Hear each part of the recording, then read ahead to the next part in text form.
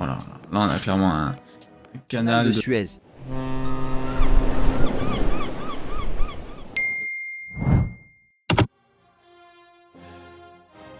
Voilà, c'est ça que je n'aime pas. C'est que quand il y a le Suez, c'est 6 secondes de rush.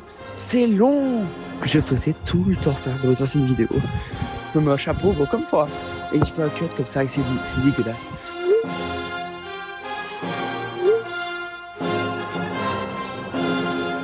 Et bonsoir à tous, on se retrouve pour ce Weekly Recap numéro 21. On est le 23 mars. Le backtesting, donc là je suis à 5 trades sur les 10 premiers avant de tirer avant de commencer à peaufiner ma stratégie. Ça va être ça pendant un bon petit bout de temps hein, parce que 100 à 200 trades, hein.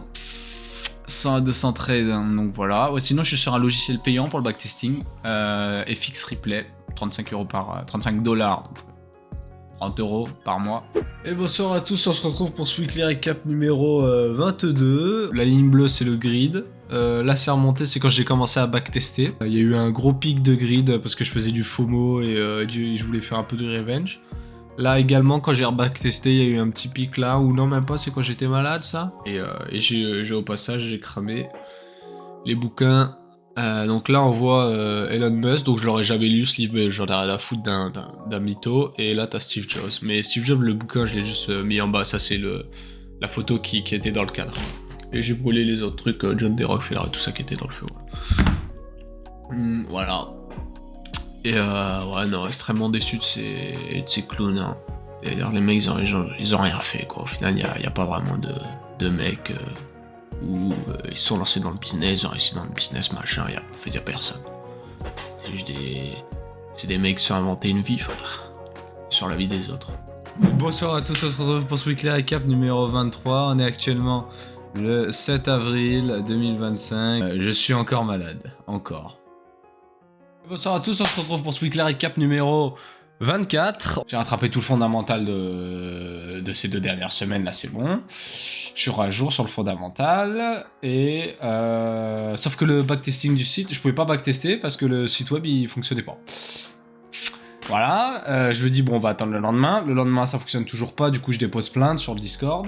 24 heures d'attente, le mec me répond à minuit, donc le vendredi matin je vois qu'il m'a tout réglé, donc après j'aurais pu backtester l'après-midi mais j'avais la flemme donc bah je l'ai pas fait. Et bonsoir à tous, la team, on se retrouve pour ce Weekly Recap numéro 25, on est actuellement le 20 avril. Je reviens de Malte là, avec les darons, on a fait une semaine.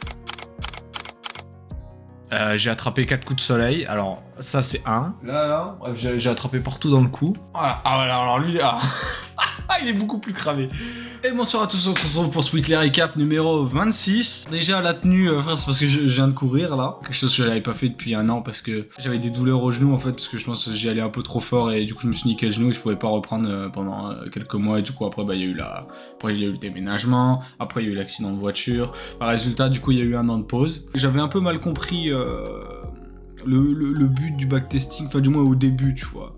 Au début, pour le backtesting, si tu veux t'imprégner de la stratégie, tu n'es pas en mode genre la performance, rentabilité, tu cherches tout le temps à être rentable direct, tu vois. Donc, je suis un mec qui stresse super facilement de base, tu vois. Bah, du coup, ça me faisait faire des erreurs, vouloir changer de stratégie, ou douter, ou... Bah, du coup, c'est pas pratique, c'est pas optimisé, tu vois. J'ai regardé un peu avec ChatGPT, puis en gros, il m'a fait une version un peu plus allégée au fur et à mesure. Il me l'a coupé en 4 niveaux. Donc 2 niveaux de backtesting et 2 niveaux de démo trading. Donc là ça sera les 30 premiers trades, juste les patterns avec ce qu'il faudra casser, donc les MA, la trendline, etc.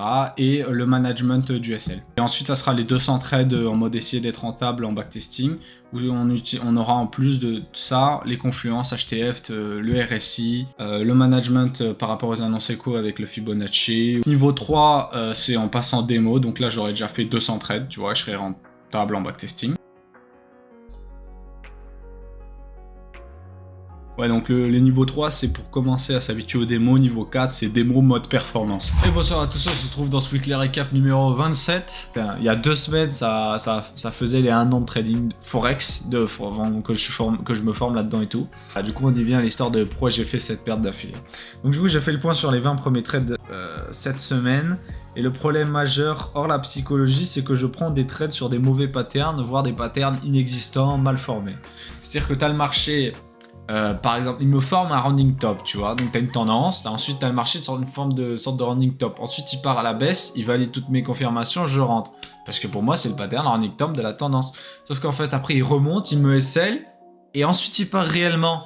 Parce qu'en réalité, c'était pas le petit running top, le pattern. Le pattern, c'était c'était un double top. Eh ouais. Et du coup, je me fais SL sur la deuxième tête du double top. Et c'était le double top que j'aurais dû voir en fait, pas le running top de merde, le tout petit. Bah alors en fait, en plus tu peux le différencier en fait, parce que du coup, bah, t'as un pattern qui est adapté à ta tendance, un gros double top, et sinon t'as le tout petit running top de merde que t'essayes de choper, tu vois. Ah alors, tiens, tous les problèmes psychologiques que je voulais lister là, ça va déjà bien. Donc stressé, peur de manquer un setup, saoulé de perdre, peur de perdre. Donc en gros, ça généralement c'est quand je suis au moment du SL management. Que du coup je serre bien le SL, ou que le marché quand il part bien en gain, que j'ai bien envie de serrer, tu vois, pour pas perdre d'argent. Et du coup au final le marché me SL, parce que du coup j'ai trop serré, et ensuite après il part toucher mon TP. Et alors frustré de manquer un setup, du coup c'est quand il y a le marché, il casse sa tendance, et que tu mets sur pause, et là d'un coup tu vois que t'avais le pattern et que t'as déjà raté ton entry en fait. Du coup généralement sur le Fibonacci je rentre sur le 0,31 ou sur le 0,5. Sauf qu'au final, le marché il vient tout le temps remonter plus un niveau de plus, donc plus de ratio, et au moins le marché m'exécute, enfin c'est plus optimisé, tu vois. Et ça j'ai remarqué, c'est surtout mes trades. Et bonsoir à tous, on se retrouve pour ce weekly recap numéro 29. On est actuellement le 18 mai 2025. Pour le trading, parenthèse du trading aussi, en ce moment j'ai zéro prof, zéro formation, zéro rien du tout. Tout ce que j'ai c'est, si au mieux j'ai ChatGPT pour m'aider pour le backtesting. Donc là maintenant il y a deux possibilités, soit je suis sur le bon chemin et c'est justement le fait de continuer encore qui fait la différence, que je serai rentable et que mes autres potes ils aient FF, car c'est une représentation de la majorité des gens qui FF le trading avant de réussir, tu vois. Soit c'est complètement l'inverse, c'est eux qui ont raison et je suis juste en train de perdre mon temps. Comme dans n'importe quel projet que j'ai fait jusqu'à présent. Et j'ai FF le trading 24 heures. Du coup, quand j'ai appris que mon dernier pote, qui lui aussi était dans le trading, eh ben il avait FF. Et du coup, je me suis dit, ah ouais, je suis tout seul maintenant et tout. Et du coup, genre, ça m'a travaillé et je me suis enfoncé avec moi à réfléchir. C'est pour ça que je vous dis, mec, ça sert à rien de réfléchir. Parce que quand tu réfléchis, tu t'enfonces, parce qu'au final, t'en sais rien.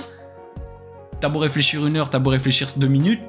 Tout ce que ça va faire, c'est que tu peux juste théoriser et après ton cerveau il va commencer à prendre la théorie pour le réel et tu vas juste t'enfoncer en fait parce que c'est des pensées négatives. Donc si le trading ça fonctionne pas, au moins j'ai ce taf qui est quand même dans le domaine de la finance, tu vois. Principalement on partirait sur un taf d'analyse financier. Leur métier c'est de faire des rapports. Si les actions en bourse des entreprises sont surévaluées ou sous-évaluées, tu vois. Et ensuite c'est du coup ces analystes financiers vont conseiller aux gestionnaires de portefeuille et de patrimoine d'investir dans les actions qui sont sous-évaluées. Il faut minimum 5 ans d'études. Ça peut paraître chiant en vrai, mais je pense que je préfère faire ça que bosser à Leclerc à faire des rayons. Genre. Un trader rentable, son graphique de rentabilité, des petites échelles, un peu comme un marché en tendance haussière, tu vois, et c'est que ça qui monte tout doucement.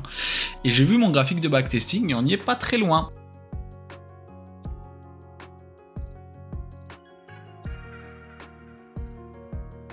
Et bonsoir la team, on se retrouve pour ce weekly recap numéro 30. Du coup on a continué le backtesting. Je suis actuellement à 36 trades sur 50. Je vais essayer un peu plus de faire d'efforts de regarder la caméra parce que bon vous êtes là, vous êtes pas là.